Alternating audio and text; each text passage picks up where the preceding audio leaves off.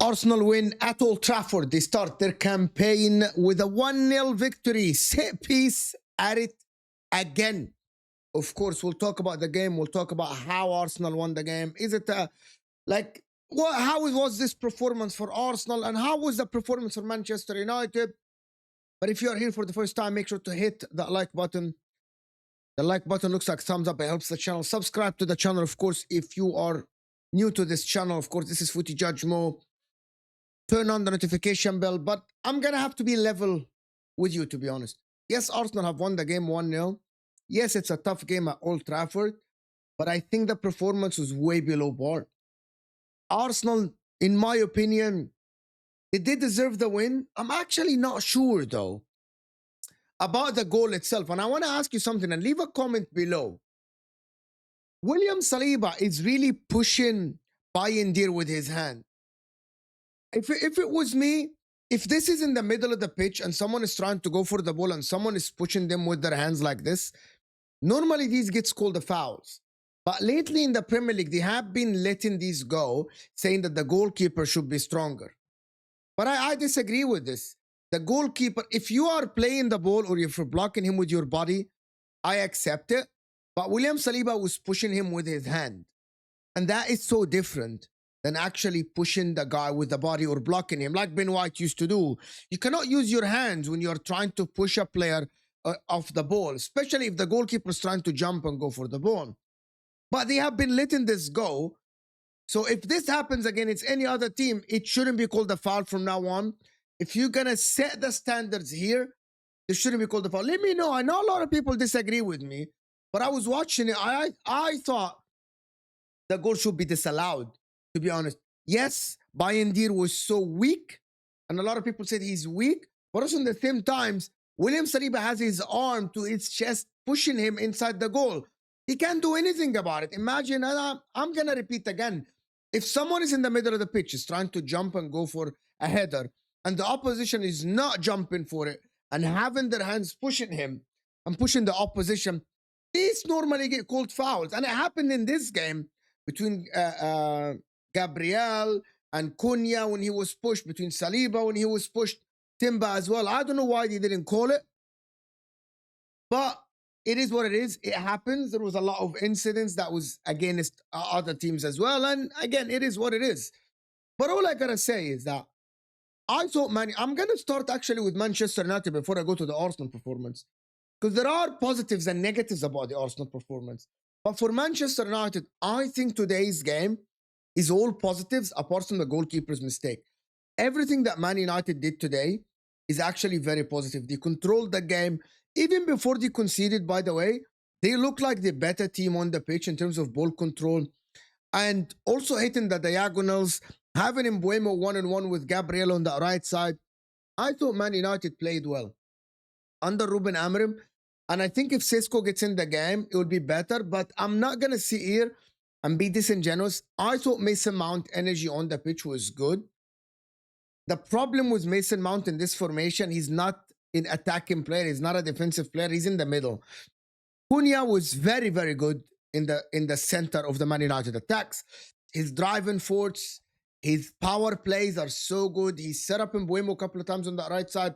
He actually went on by himself, dribbling 3 players. Yes, it ricocheted, and it's luck a little bit. But again, it happens.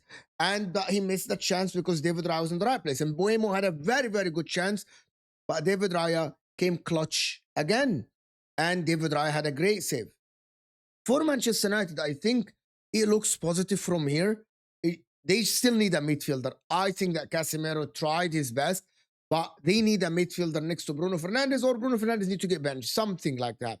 They need an athletic midfielder to cover more ground. Someone like a Baleba, they're not going to get. I think they need a big midfielder, an athletic midfielder that can cover ground, and I think that plan will work. I think the plan will work. De Ligt looked very good today. To be honest, on Viktor Gyökeres looked super good. Couple of blocks. Again, De Ligt is becoming one of these rock-solid defenders for Manchester United. As for Arsenal, though, I'm looking at the game and I'm like, again, there is no spark. There is no spark whatsoever. Viktor Gyökeres, I'm disappointed today at Viktor Gyökeres. And I'm disappointed at Martin Ødegaard, who had just had another quiet game. He's connecting the play, but nothing special. And people need to hear this more often. There are players that you're expecting them to have a brilliant game. You're watching Eze earlier today, depending on where you're watching this reaction. And you can tell that every time Eze gets the ball, he's providing something else. He's providing something extra. Martin Ødegaard today, he is the captain. And the reason why I'm singling out Martin Ødegaard, because Martin Ødegaard cannot be one of the guys. He needs to be different than the rest of the team, especially in the attacking phases, especially when they pick the ball. He played good passes left and right, but nothing exceptional. That is the problem. That is why when I'm thinking they need a spark. Bukayo Saka was marked out of the game the majority of the time. He didn't do anything special again.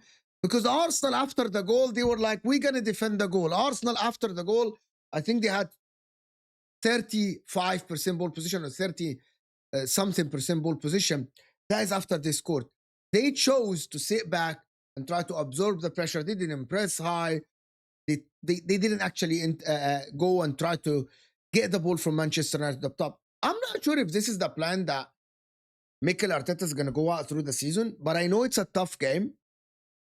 Again, it's a Manchester United team that is away from home at Old Trafford. All you need to do is to start with the 3 points, and they did it.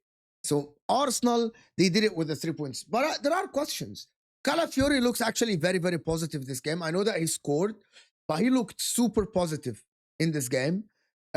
He's going forward. He's trying to make things happen as a left back. And the only guy, to be honest with you, that I think from Arsenal that looked super good, Zubamendi, he wasn't asked to do a lot in that midfield because Arsenal didn't have the ball. And he just stood his ground and he looked all right. But the one player that I'm going to highlight, and I'm going to say he was awful, is Gabriel Martinelli. Oh my word, this kid. Oh my God. How are Arsenal still not going in the market for a left winger? You need a left winger badly, bro. Badly. Madueke coming on. Madueke was not trying to do anything special because, you know, Arsenal won 1-0. But Gabi Martinelli needs a shake. Someone need to shake him because he was awful. I think it's the one that if I'm picking from the Arsenal team, he's the one, in my opinion, that was the worst on the pitch from both teams, in my opinion. Both teams, he was the worst player on the pitch. No connection in passes, nothing of a substance, no crosses, no dribbling, nothing. He offered nothing to the Arsenal team, in my opinion. He's not even keeping the ball because he was trying to drive and he wasn't even trying to do anything. And I don't know why it was his rule on the pitch. It's absolutely awful from Gabi Martinelli. Arsenal need a left winger badly. Every time Saka got the ball, they had like 2 on him. Luke Shaw and Dorgo, they were on him. But listen, it's not only about 2.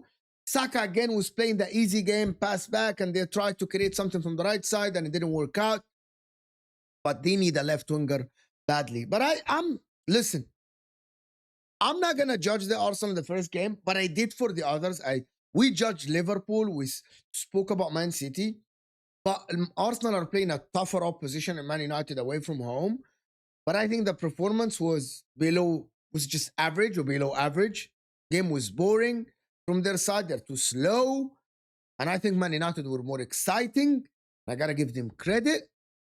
But let me know in the comment section, do you think Mikel Arteta is going to play like this the rest of the season? Or Arsenal are going to have a spark? Remember, it's not an easy start for Arsenal. They need to pick up the paces. Good 3 points for them. Not a good result for Man United, but a good performance, I have to be honest. I will actually give this Arsenal about 5 out of 10 and Man United 5 as well, even though they lost. Let me know in the comment section what you guys think about the game. Hit that like button if you are here. Do you think Arsenal will win the league with this, or they still need 2 additions or at least something more? Man United, you know they need a midfielder. You let me know, guys, in the comment section. And I will see you guys soon. And hit that like button before you go and subscribe. And turn on the notification bell, and I will see you guys later.